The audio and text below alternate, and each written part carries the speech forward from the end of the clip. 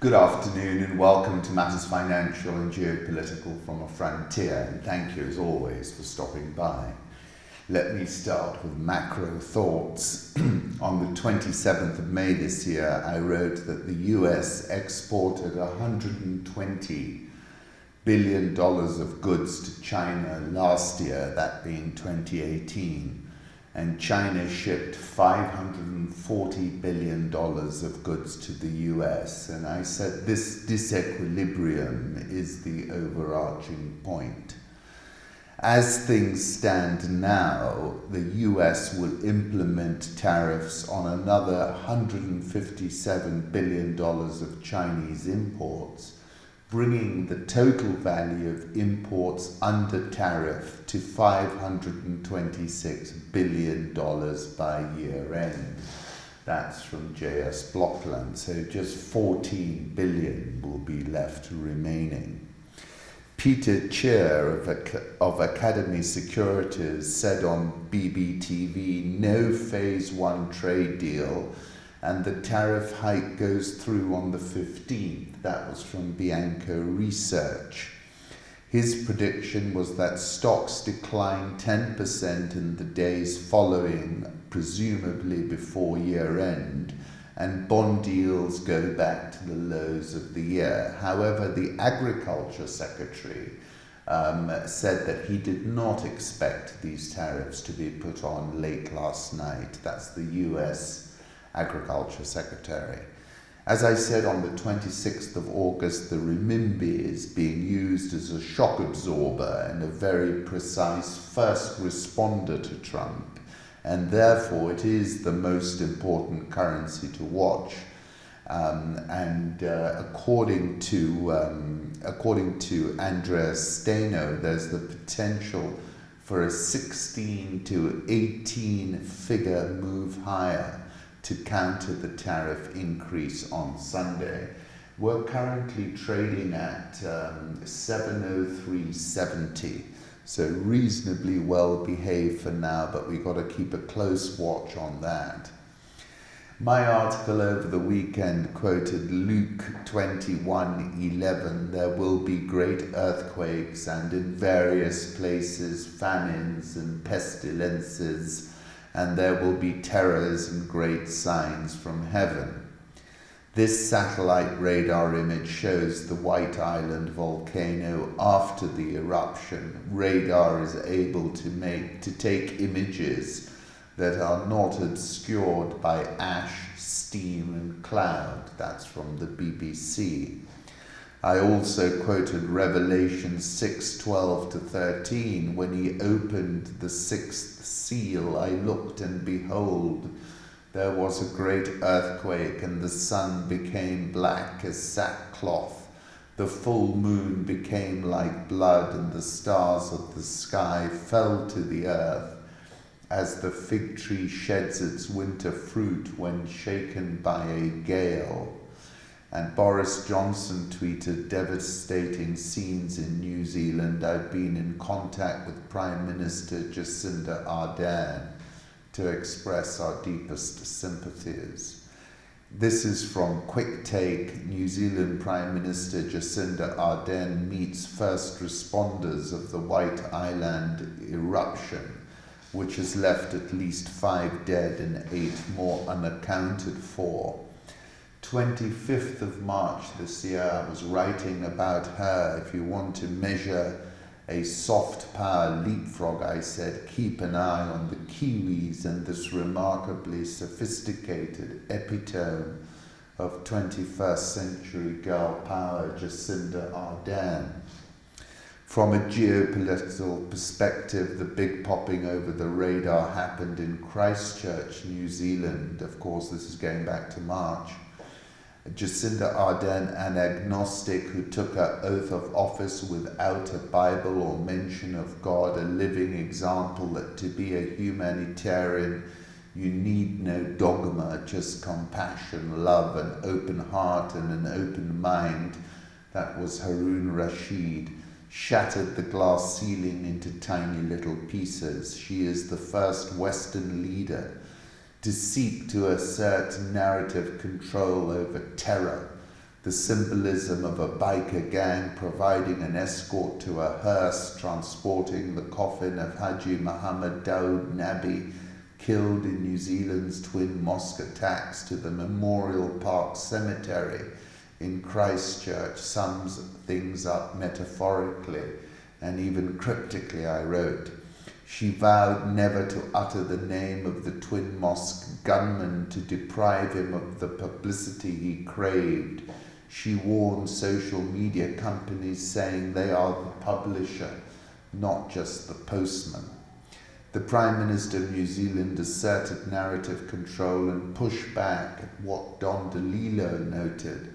I used to think it was possible for an artist to alter the inner life of the culture. Now bomb makers and gunmen have taken over that territory. And I really must say, I admire her immensely. Mark Leckey's work often uses memory. As teenagers, his friends used to gather under the M53 bridge, hearing cars overhead, everyone going somewhere, and you're static, you're stuck. That's at the Tate. And, that was my greatest fear, being stuck somewhere, and the world being a huge world and you not being able to engage with it. If the universe is 13.8 billion years old, how can we see 46 billion light years away? Which is something to consider. In actuality, we can see for 46 billion light years in all directions for a total diameter of 92 billion light years. It's that space itself is expanding. When you look out at a distant galaxy and see that galaxy is redder than normal, the common way of thinking about it is that the galaxy is red because it's moving away from us, and hence the light is shifted to longer, redder wavelengths. The same way a siren moving away from you has its sound shifted to longer wavelengths and lower pitches. And then saying that basically it means the distance we can see in the universe from one distant end to the other is 92 billion light years across. And don't forget, it's continuing to expand. If we left today at the speed of light, we could only reach about a third of the way across it, approximately 3% of its volume. In other words, due to the universe's expansion and the presence of dark energy, 97% of the observable universe is already unreachable, even if we left today at the speed of light. I think that's something Elon better consider. How George Clinton funked the world and made it out alive. As a super article in the Wall Street Journal, George Clinton has reinvented himself for several lifetimes. During one of his many primes, he led the funk music vanguard as a multi-talented band leader. In the mid to late 1970s, Clinton merged his groups Parliament and Funkadelic into a super band of over 10 musicians, known for their legendary P-Funk sound. In the 1980s, the band fell apart and Clinton started a solo career in the midst of a drug addiction. He released some of his most successful hits like Atomic Dog and Nubian Nut. I was gearing it up for the band to take over and go on back out there, but I'm going to hang on a little longer, he says. It's harder to retire than it was to put down the pipe. The motivation was getting rid of the habit and having to get my funk back, because everybody else had a habit of the funk by now and were strung out on it. People were stealing it from us. It was dope music. Some people sampled it. Some people outright stole it, which was the major record companies and publishers. They outright stole it, he says. And when you're doing drugs, you don't have a rest, so it's hard to tell somebody to stop doing it because they can't stop long enough to even think. Now, once you do 2 or 3 days of rest, then you can actually make a decision. As soon as we got our hit record, everything changed from the suits and everybody was hippies, so we had to flip it real quick. We worked in a barber shop and we made people cool, so we thought we were good at coming up with the looks. And then he's talking about the mothership, which is something they created for their stage performances. The mothership was the last time we changed and got back into glitter, and after that I tried everything. I've been back to suits, out of suits, back to glitter again. I feel good at 78. It all pretty much got to me where I'm at now, and I feel real good where I'm at now. I've got all the family, they're members of the band, it's getting good. To me, it's worked out really cool. My favorite song is from 1978, One Nation Under a Groove, Funkadelic. Political reflections. Putin arrives at the meeting in his Aura Senat armored limousine, specially flown in from Russia. Zelensky arrives in a Renault minivan. So I'm counting 6 people accompanying Vladimir Putin to the toilet. That's from Jonah Fisher, BBC. And there you see the disequilibrium in the power structure. Church nativity displays Jesus, Mary, and Joseph in cages separated at the border. That's the Washington Post. A Southern California church flipped the lights on its outdoor manger scene Saturday evening to reveal Jesus, Mary, and Joseph as border detainees, each figure isolated in its own chain-link cage with a barbed wire top. The nativity display from Claremont United Methodist Church, a suburban congregation east of Los Angeles, is raising both praise and ire for its depiction of the biblical story of Jesus' family fleeing to Egypt in the context of controversial US immigration policies. It's very powerful.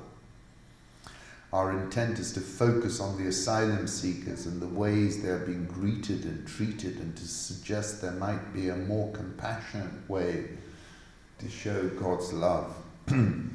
L.H. Fang, a reporter for The Intercept, asked Devin Nunes whether his calls with Lev Parnas were about Trump's effort to investigate Biden. I've been watching the impeachment hearings. It's pretty unputdownable.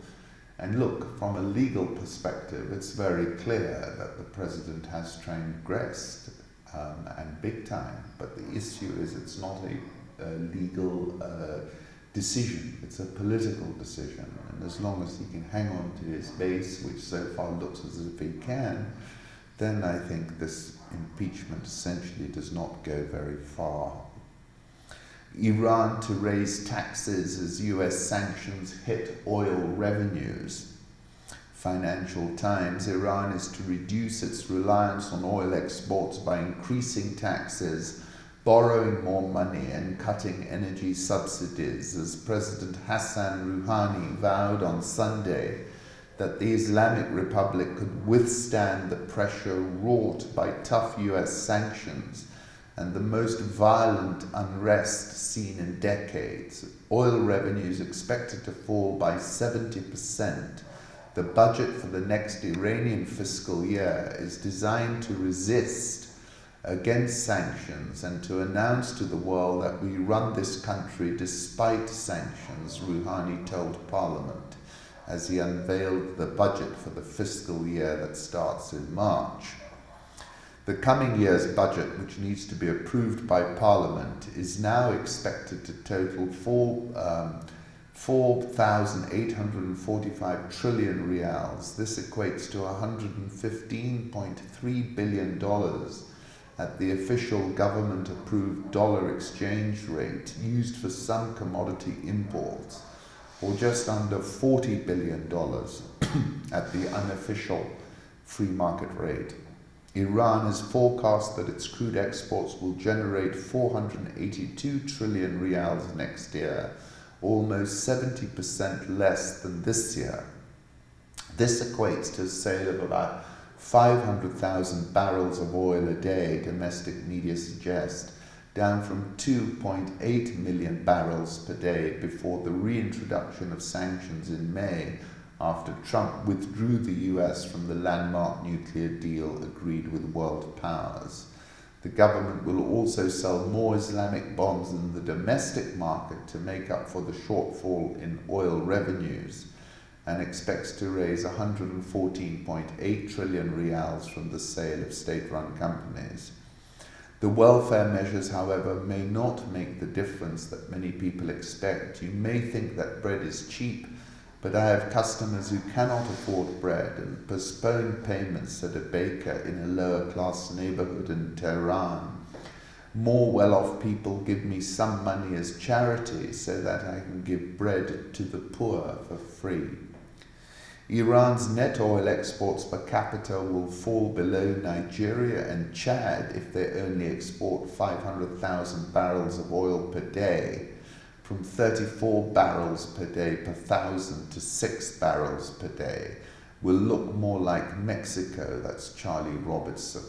25th of November, I was quoting Javad Zarif, who said, "Today the Secretary of State of the United States says publicly, if Iran wants to eat, it has to obey the United States."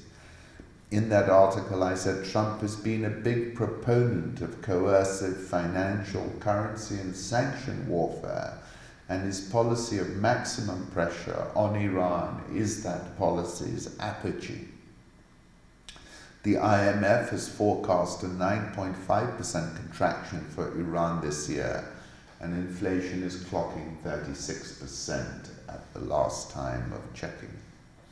China's silent takeover while America's elite slept is a very interesting interview with Robert Spalding. Well worth listening to.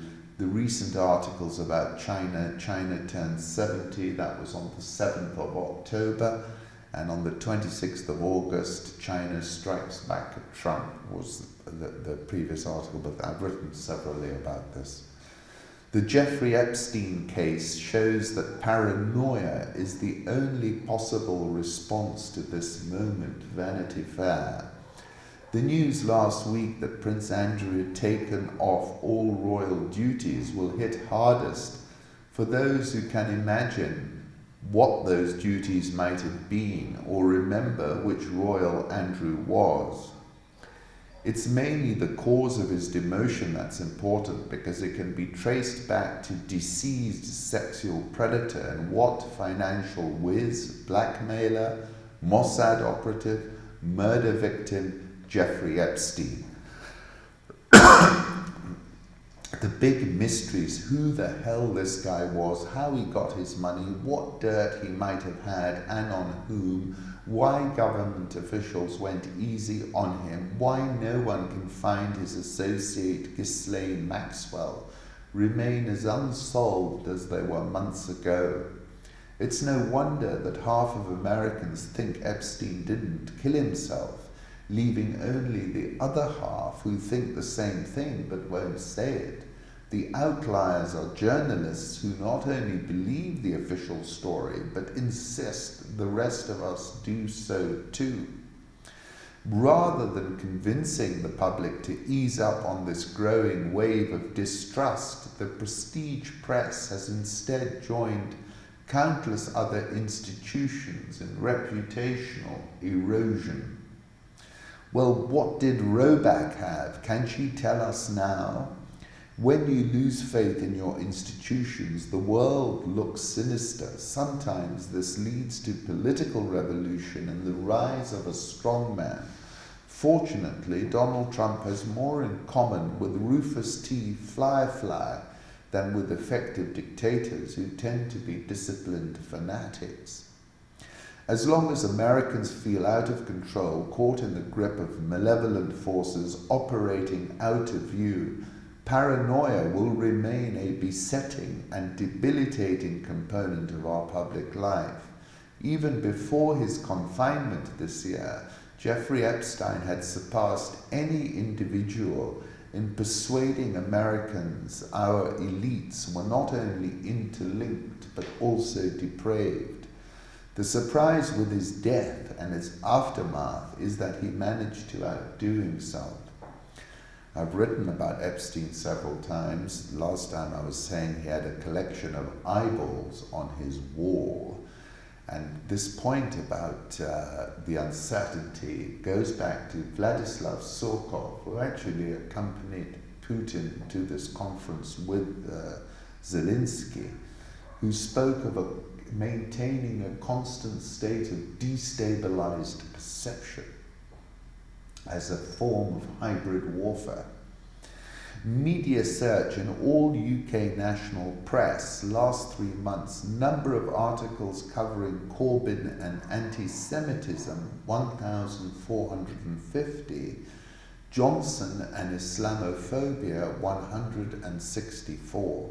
My last article was the Lotos-Eaters in the UK election.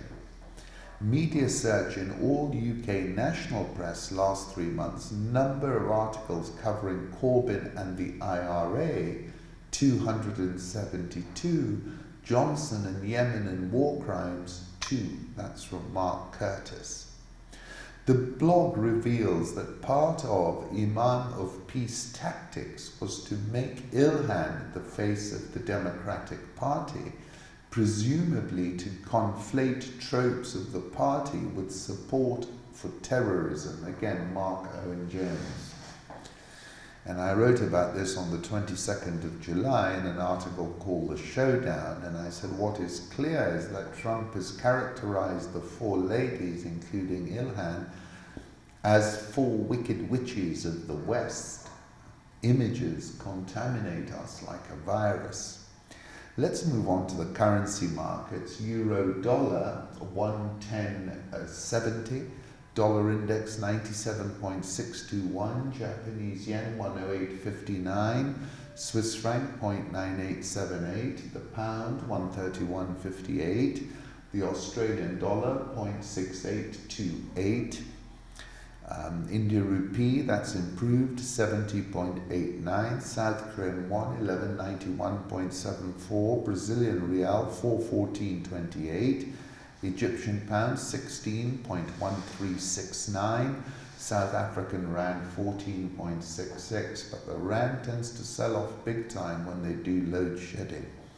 Dollar index 97.621, euro dollar 110.70. Gold, let's have a look at that. It's been strangely becalmed, 1463. Crude oil did not pop over 60. We're at $58.89, but it remains well supported. Tullow Oil posted its biggest ever drop after a forecast for 2020 production that analysts said leaves dark clouds hanging over the company's outlook. The stock sank as much as 62% after Tullow said on Monday it would suspend dividend payments whilst its CEO and exploration director are to leave. It's the second plunge in less than a month for the shares, which dropped 27% on November 13 after the company said it was reassessing the commercial viability of discoveries in Guyana, South America. We were concerned that Ghana production would need to be rebased given recent performance from Jubilee and 10, but the news today is materially worse than expected. Guidance casts a dark shadow over the company's outlook, with issues at key projects endemic and unlikely to be resolved anytime soon. Tullow and the government of Kenya had approached international lenders to set the terms on which they will finance the Turkana-Lamu pipeline to be used to export the country's crude oil. That's from Trading Room. Thomas Wilson, disastrous day for Tullow. CEO resigned, production forecast slashed, shares down 70%. What the hell's been going on there? There's clearly something else which is going to come out. Tullow Oil CEO quits after poor production from Ghana fields. So really a diabolical disaster. Company will reduce capital expenditure, operating costs and corporate overheads. Let's move on to Africa. Rwanda, Qatar Airways has acquired 60% of a new airport in Kigali. That's from Jeune Afrique Économique. The link is there for you to have a read. It seems President Kagame and the Emir of Qatar are extremely close. African countries borrowing like it's the 1990s worries the IMF, worries me as well. Record commodity prices and low global interest rates have encouraged African countries to borrow like they did in the 1990s, but now some are struggling to pay up as their revenue slows along with economic growth. Government debt as a percentage of GDP in sub-Saharan Africa has doubled in the past decade, heading back toward the level it reached in the year 2000.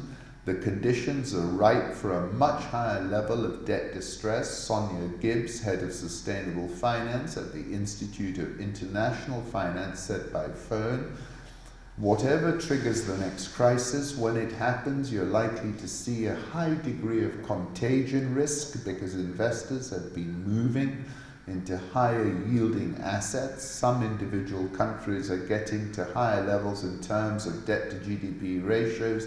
That's the concern." That's the AFDB president, Adesina.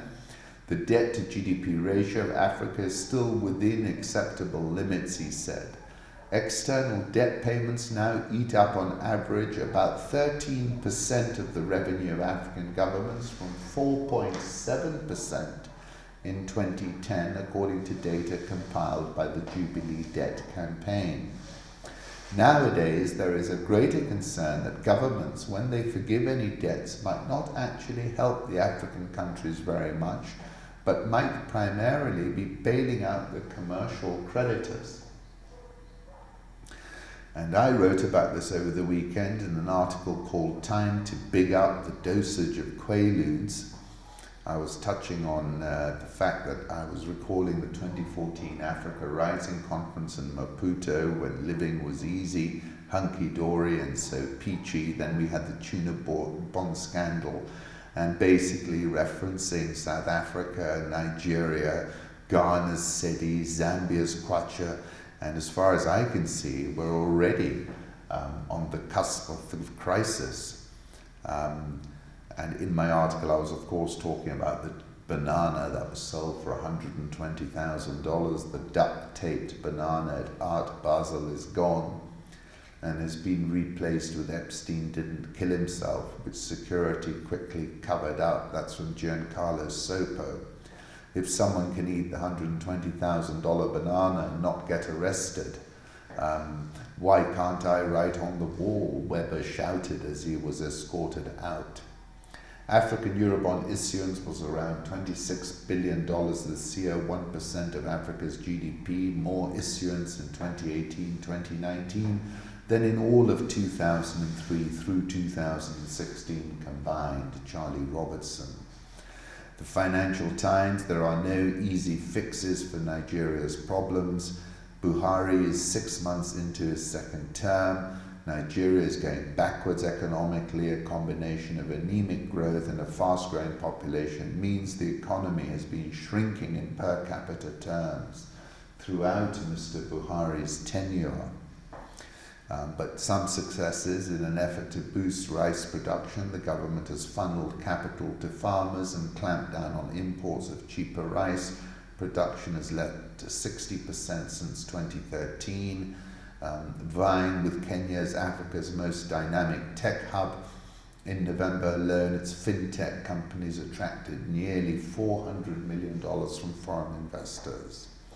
Turning things around does not mean micromanaging or getting in the business of capital allocation. Rather, it means reducing the space for arbitrage and non-productive activities such as speculation.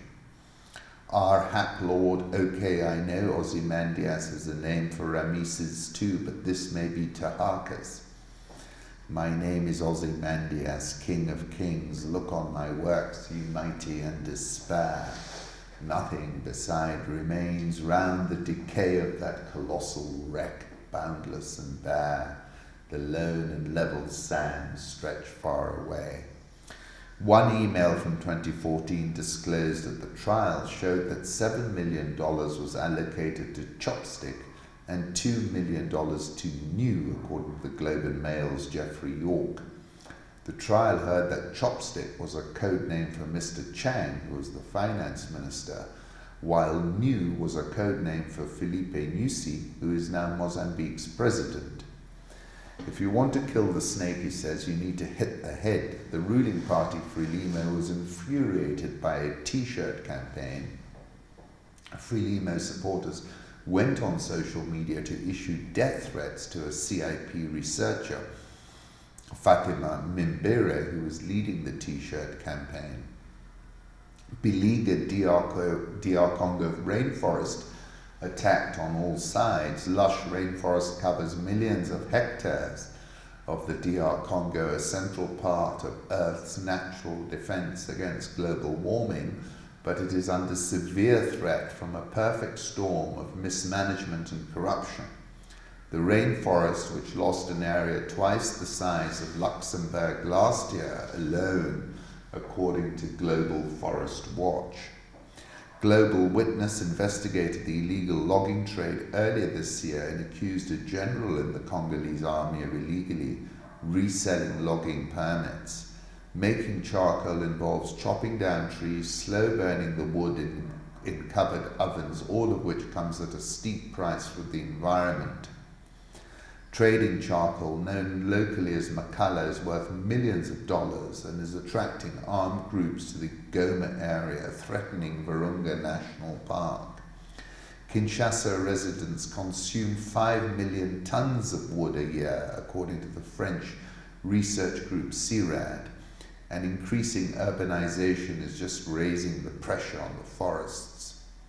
We regret and sincerely apologize that stage 4 load shedding will move to stage 6 load shedding for the first time, as from 6 o'clock yesterday as a result of shortage of capacity, pronounced Eskom.